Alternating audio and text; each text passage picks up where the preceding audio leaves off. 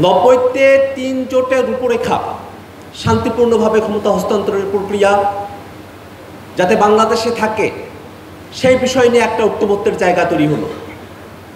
কিন্তু বিএনপি 96-তে ক্ষমতায় এসেই তারা সেই 96-তে আবার এমন একটা নির্বাচন আয়োজন করলো যে নির্বাচনটা ছিল একতরফা, যেটা 3 জোটের রূপরেখা বাস্তবায়নের পরিপন্থী। এই বাংলাদেশে এই উদাহরণগুলো আমরা অতীতে দেখেছি এবং রিসেন্টলি যদি আমরা দেখি যে জুলাই ঘোষণাপত্র পাবলিশ করা হয়েছে, সেই জুলাই ঘোষণাপত্র যেহেতু সরকার নিজের মতো করে তাদের ভিতরে থেকেই এটা পাবলিশ করেছেন, আমরা আস্থা রেখেছি। কিন্তু জুলাই ঘোষণাপত্রের ব্যাপারে এমন একটা অপরিপূর্ণ ডকুমেন্ট আমরা পেয়েছি যেটা আমাদেরকে আর আশাব্যঞ্জক রাখতে পারে নাই।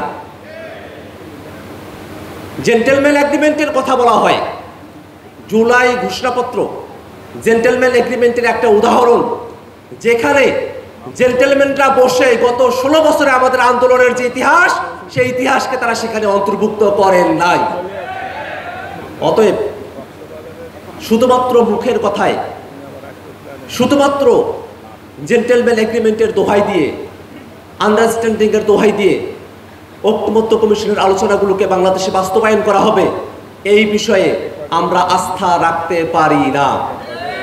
এবং তার থেকেও বড় কথা হলো, এই অন্তর্বর্তীকালীন সরকার, তাদেরই দায়িত্ব হচ্ছে বাংলাদেশ আগে যে ফ্যাসিবাদী কায়দায় চলতো তার পরিবর্তে নতুন এক গণতান্ত্রিক ব্যবস্থা বাংলাদেশকে উপহার দেওয়া। এবং পরবর্তীতে যারা রাষ্ট্র ক্ষমতায় আসবেন, শাসন ক্ষমতায় পরিচালনা করবেন, তাদের দায়িত্ব হলো যা কিছু বাস্তবায়ন করা হলো জুলাই সনদের সব কিছুকে তারা পালন করে যাবেন, সেখানে কোনো ব্যত্যয় তৈরি করবেন না। এখন একটা বিষয় আমাদের আলোচনা করা প্রয়োজন।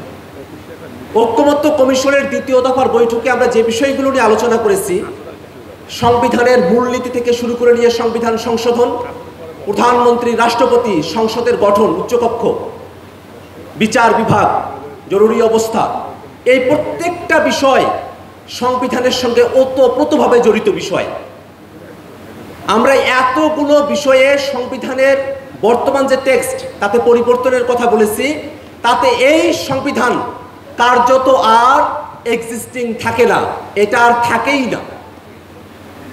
আপনারা যারা ঐক্যমত্য কমিশনের আলোচনাগুলো ফলো করেছেন তারা একটা জিনিস একটু করে দেখবেন, বিশেষত তাদের কথায় যারা শুধুমাত্র সংশোধনীর কথা বলেন, যে বিষয়গুলোতে সংশোধনী আনানোর কথা বলা হয়েছে, এই বিষয়গুলোকে বর্তমান সংবিধানের সঙ্গে একটা মিক্সড ভার্সন আপনারা করে দেখেন যে এই সংবিধানের আর কতটুকু বহাল তবিয়তে থাকে।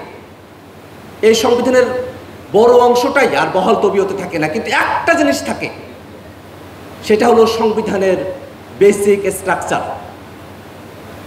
অর্থাৎ এই সংবিধানের এমন কিছু বিষয় রয়েছে যেটা অন্তর্নিহিত, যেটাকে আর কখনোই পরিবর্তন করা যায় না। এবং সেই দোহাই দিয়ে ইতিপূর্বে বাংলাদেশের সংবিধানের সংশোধনীগুলোকে হাইকোর্টে চ্যালেঞ্জ করা হয়েছে এবং কোর্ট কিন্তু সেগুলোকে বাতিল ঘোষণা করেছে।